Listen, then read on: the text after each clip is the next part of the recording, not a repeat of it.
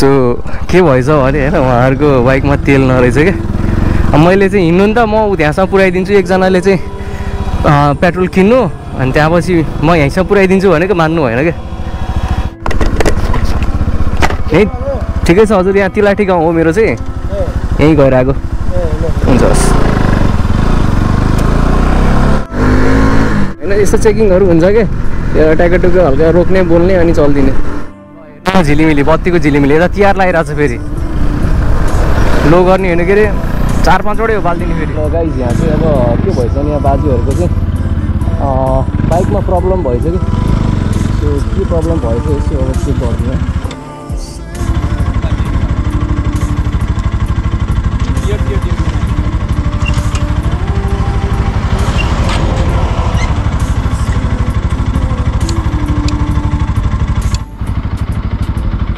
Petrol को देखाइरहेछ petrol थोरै देखाइरहेछ पेट्रोल कै हिल रह होला बुझियो है अहिले चाहिँ पेट्रोल कम भयो कि कनी पक्ने रहौ त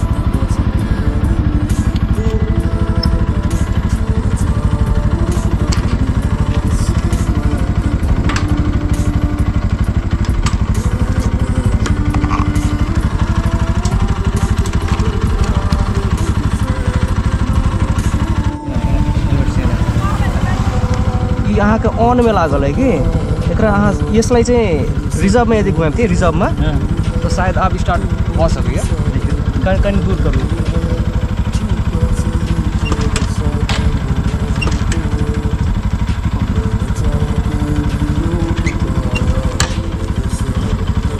पेट्रोल पंप था तो पेट्रोल सब इम्प्रूव बेचे से गाड़ी का चौक कता है पेट्रोल नहीं इसका ऊपर विलेज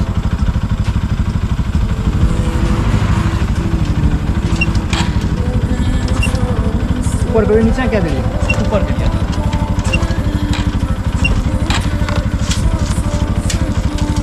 पेट्रोल नहीं से नहीं सकते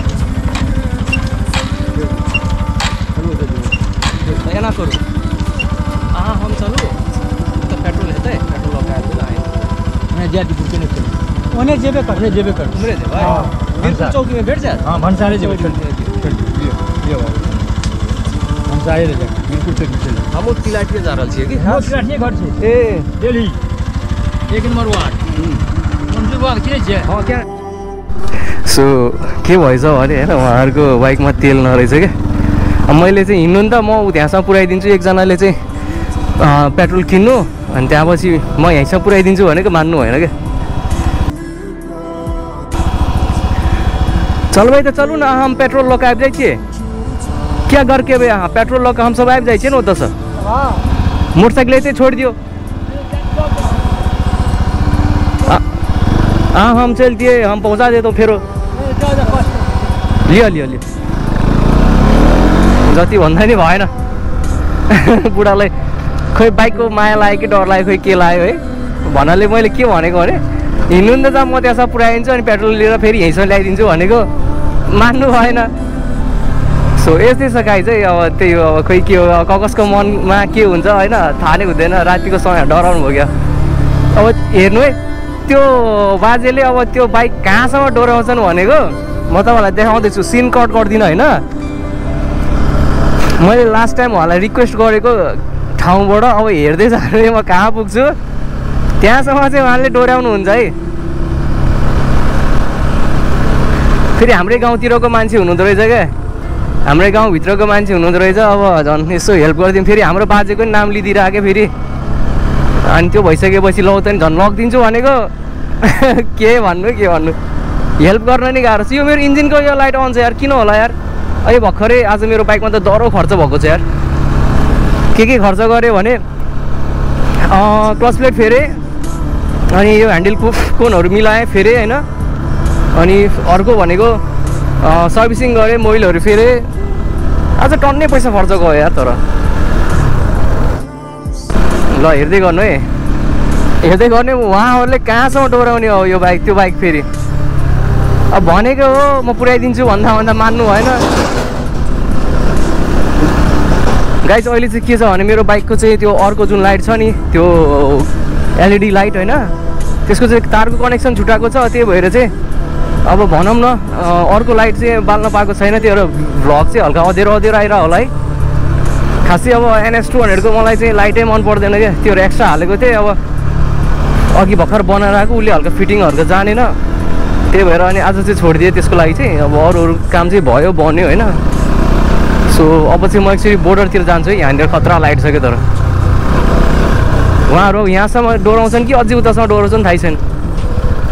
यो बाटोमा यार यस्तो यार के राखेको यार यो गिटी यसरी यार।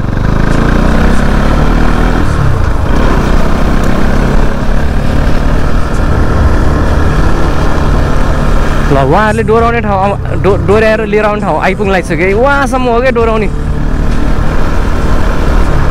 पुऱ्याइदिन्छु भनेको मैले नेपाली पनि बोलेँ नि त, त्यही भएर उहाँहरू कन्फ्युज हुनुभयो क्या। हाम्रोतिर चाहिँ मैथिली भाषा चल्छ नि त, फेरि मैले मैथिलीमा बोलेको भए चाहिँ अब अलिकति मान्नुहुन्थ्यो होला पनि। नेपाली बोलिदिएको, नेपाली बोलेपछि फेरि बोर्डरतिर यतातिर धेरै अब होइन ट्याप स्याप भ्याटहरू लिन आउने मान्छेहरू हुन्छ नि त केटाहरू, त्यही भएर डराउनु भयो कि जस्तो लाग्यो। ऊ यहाँ हो क्या, यहाँ हो क्या पेट्रोल पाउने हल्का फुल्का। ऊ त्यहाँ बेचिरहेछ त्यहाँ।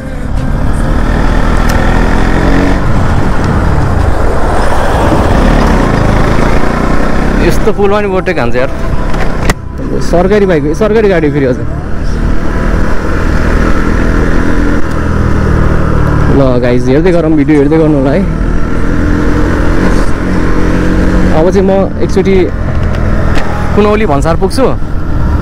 कुनौली भन्सारमा गएर चाहिँ त्यो लाइट फिट गर्नु पऱ्यो क्या। ल भोलि बेलुका म विराटनगरबाट फर्किँदा मलाई लास्टै गाह्रो हुनेवाला छ।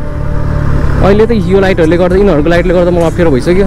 अगाडि के छ थाहै छैन, अन्दाजमा चलाइरहेको छु। फेरि सिसा झारेर चलाउने बानी छ, गाह्रो पर्छ यार। हेर न मुझे हाई बिम बालेर आयो ह्यान्डले त्यसकी माइलाई।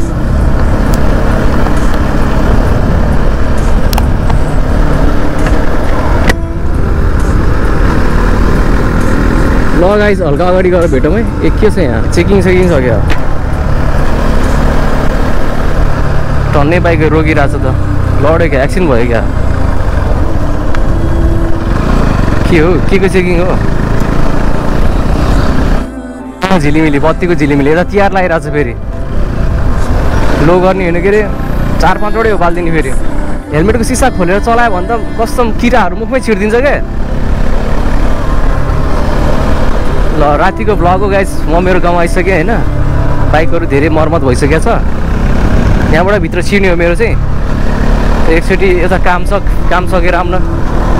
मैले यो काम आजै भ्याएन, मलाई भोलि सजिलो हुन्छ कि, त्यही भएर आउने बेला फेरि चेकिङ हुनसक्छ। फेरि खासै त केही छैन फोल्टीमा, तर चेक चाहिँ हान्छन् क्या। सामान लिएर आएछ कि भनेर। हेर्छ पारी अब सामानहरू लिन जान्छ नि त, त्यही भएर ट्याप स्याप भ्याट स्याटहरू लिन जान्छ क्या। हाम्रोतिर फेरि यस्तो छ्यापछ्याप्ती छ फेरि।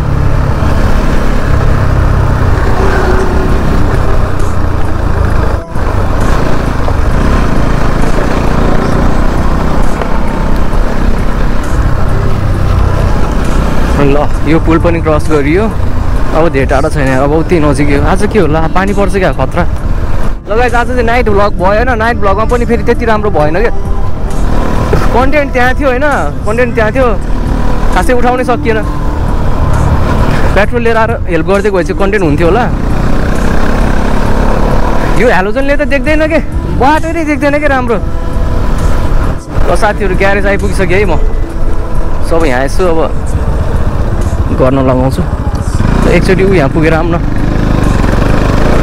ल अहिले चाहिँ अब हामी यता कुनौली भन्सारमा छौँ गाइस, इभिनिङ। ल उता पारी इन्डिया हो, फेरि पारी इन्डिया, यहाँ वारी नेपाल। हामी नेपालमा छौँ अहिले है। पारी चाहिँ इन्डिया हो फेरि। ओहो ओहो ओहो उताबाट गाडी आएछ फेरि।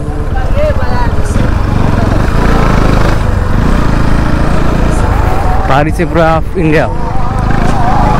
म झिलिमिली यहाँ चाहिँ राजविराज भन्सार कार्यालय है फेरि। ल साथीहरू अब चाहिँ आजको भ्लग यस्तै रह्यो। अब म ग्यारेज जान्छु, ग्यारेजमा गएर चाहिँ के भन्छ लाइट बनाउँछु। लाइट बनाएर अनि म त्यसपछि घर जान्छु। क्लच प्लेट फेरेको छु नि त, अब त्यो पिकअप त बवाल दिन्छ अब त। यसो यहाँसम्म आएको जस्तो देखाइदिउँ भनेर मात्रै यता छिराएको कि। यहाँ चेकिङ हुन्छ क्या फेरि मामाहरूको जलवा छ फेरि यहाँ भान्जाहरूलाई कडाइ छ फेरि ग्यारेजतिर आइयो के छ हाल खबर सुन न यसको यो लाइटको तार छुटेको छ यो बनाइदेऊ न यार यसको यो लाइट जुन छ नि छुटेको छ ल गाइज फाइनल्ली मेरो अर्को लाइट पनि मैले जडान गरिसकेँ होइन सो अहिले चाहिँ हावाहुरी डेन्जर चलेको क्या लास्टै हावाहुरी छ कि गाइज बाहिर होइन पानी पनि डेन्जर पर्ला जस्तो छ जस अब चाहिँ म गाउँ जानु लाग्यो होइन कोही माया कसम के हो यस्तो खै डरै लाउने यार कसम चट्याङ पर्ला जस्तो लाउने यार ल गाइज अघि त्यो लाइट नहुँदाखेरि त कुदाउनु पाइयो थिएन नि त अब लाइट हालेपछि कुदाउनु पाइयो अब यो बाइक जाओस् यसले धेरै ठुलो भयो क्या ल भरे नि कुदाइदियो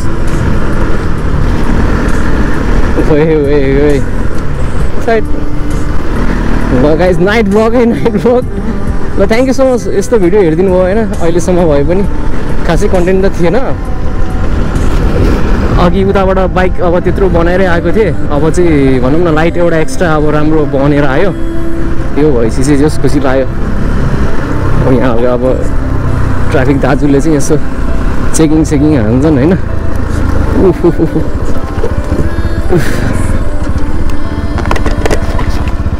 यहीँ ठिकै छ हजुर यहाँ तिलाठी गाउँ हो मेरो चाहिँ यहीँ गएर आएको हुन्छ हस्